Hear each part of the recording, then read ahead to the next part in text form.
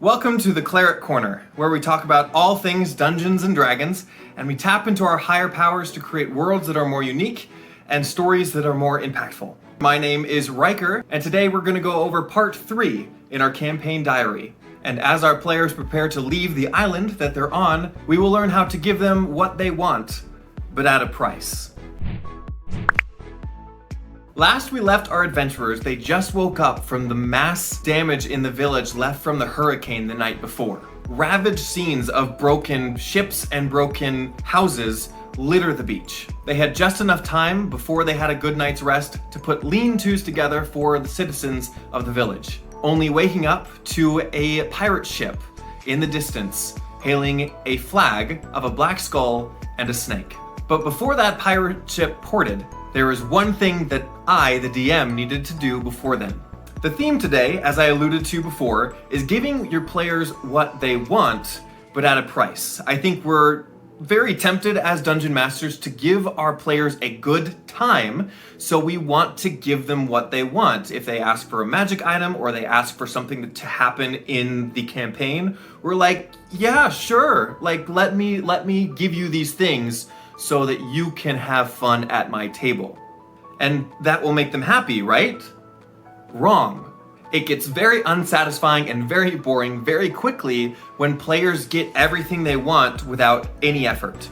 Players want to feel heroic. Players want to feel like they overcame the greatest odds and got what they wanted in the process. So, starting out this new adventure, as they saw this ship coming in, the first instance of this happened. To preface this part, this island still had one more secret that I needed to share with the party. A little bit of world building, if you will. For the hurricane did more than just damage the city, but also damaged the forest behind it. And when a tree fell over, it uncovered an ancient temple that was previously undiscovered. This activated a glyph, a magical glyph, where a Naga was summoned and unfortunately chased down 3 turtles before the party could get to them. They followed the snake trail back to the temple, finding an immense and decorative cavern. The walls were lined with depictions of snake people and fish people fighting a war that they knew nothing about. 3 statues surrounded a vault-like door on the floor, but unfortunately everything was in a language called Abyssal, which none of the players knew.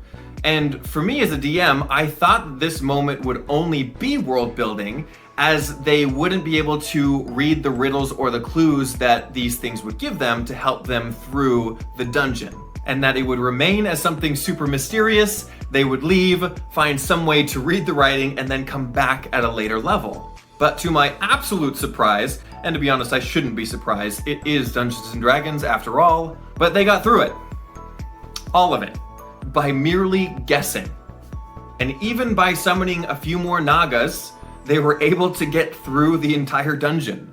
Now, I let this happen, of course, because that's what the players wanted and expressed their desire to do, and I allowed it to be successful. But because they didn't read the writing, there was still a price. And at the final room of the dungeon, our turtle character had to stick his arm in a hole that bit him. And unbeknownst to him, cursing him with some sort of snake god curse. He has yet to realize that's what's happening, but at the end of the dungeon, the vault in the floor opened up and revealed a chest with a necklace in it. The necklace of Blip Dual Pulp. Yes, I know how that sounds. It's a real word. Here it is. Look it up. It's basically a god or a goddess with lobster head and lobster claws. It's in Dungeons and Dragons lore. Go look it up or this video is going to be forever long. So, back on topic, the next part of the video is in response to actually what I heard my players say at the end of the last session from the last video. And it was something to the effect of, man, I wish we had just a ship and then we could go wherever we want. Now, currently they were still set on getting back in the fishing trade ship that they came in on, but I thought that that's exactly where I want this campaign to go anyways, so why not give the option to them now? Giving them exactly what they want, but at this low level, it will come with a price. Option number 1, the fishing trade ship. And as I briefly mentioned in the last video, the party's alignment is somewhat gray, so a mutiny was definitely factored in.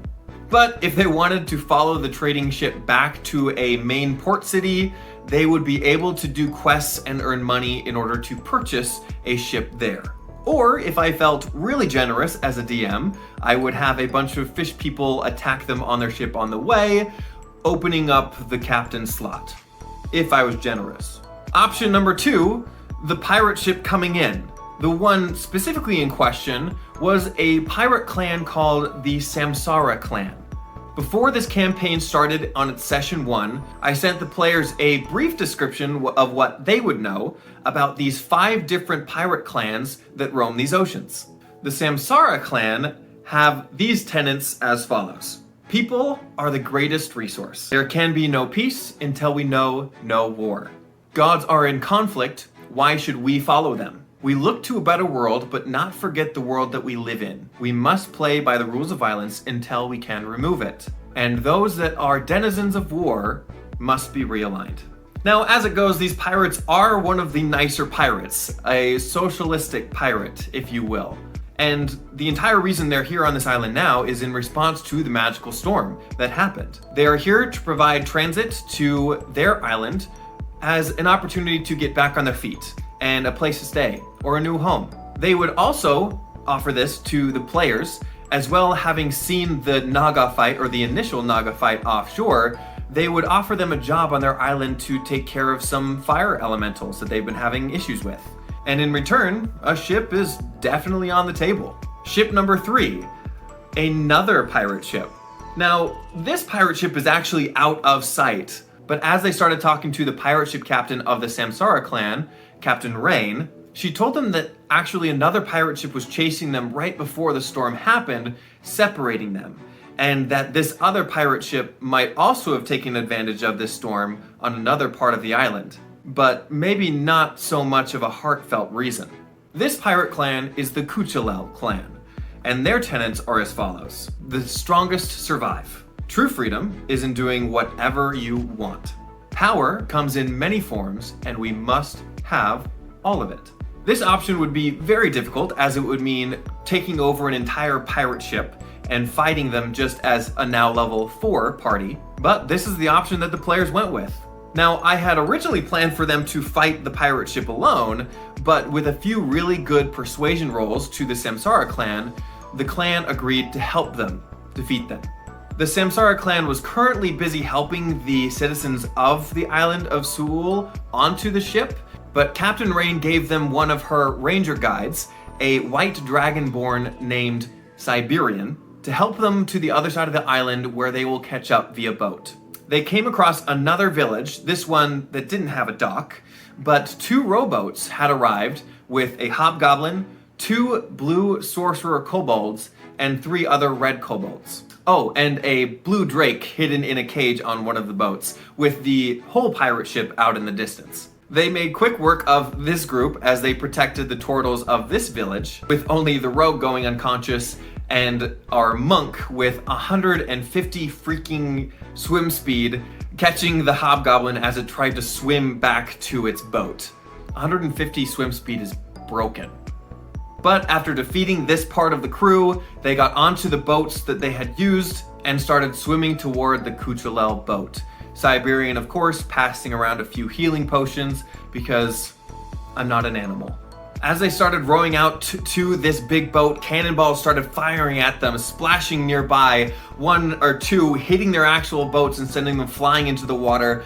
The artificer bringing out his magical rope, tying it to the side of the ship, and helping all of the others climb the ladder onto its deck. There, the big fight started with its captain, a Goliath Storm sorcerer named Captain Ozzy, and her crew, a black lizardfolk death cleric, and a barbarian homebrew pufferfish triton, and a few more sorcerer kobolds. Just then, the SAMSARA clan rounded the corner of the island and parked itself right next to the KUCHELEL boat.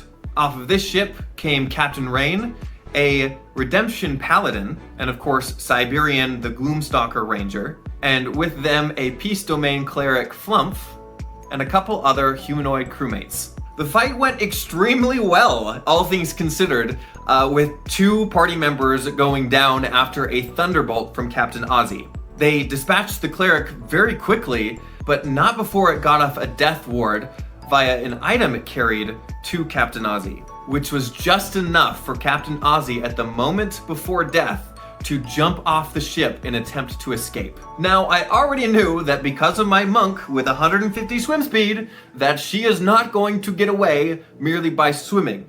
Luckily, she had seen the whole thing from a spyglass, or at least the initial fight on the beach, and she had a plan if she needed to escape. So as she leaped into the water, as if on cue, everyone said, "Monk, go get her." And he dove in after her.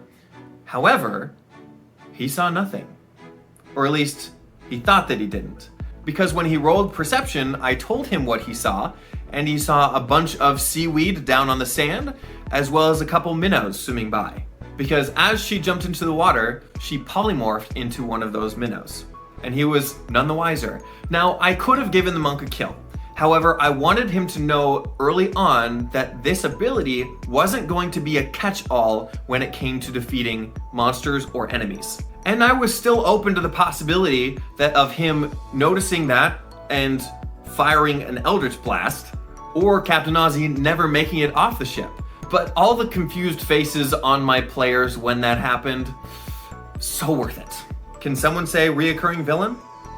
But even besides that, now they have a boat. Unluckily, they killed everyone on board, so they themselves, being only 5, can't drive the ship. So they decided to recruit some of the islanders to help them short-term sail the ship back with the SAMSARA clan to their island and trade it in for a smaller boat. This also gave them the opportunity to go around the island and check in on Box and Lonnie, whose status with the hurricane is still yet undetermined. The session ended with them sailing around to the other village and watching as a eye-patched turtle came out of another lean-to on the beach. So hopefully you had a few takeaways as far as giving your players what they want, but at a price, and helping them really feel like they earned it. My players are so stoked to now see all of the possibilities that they now get to explore. So tune in next time to see what could happen to our players on the open sea, what the SAMSARA clan island would look like, or if they decide to go back and defeat the hag.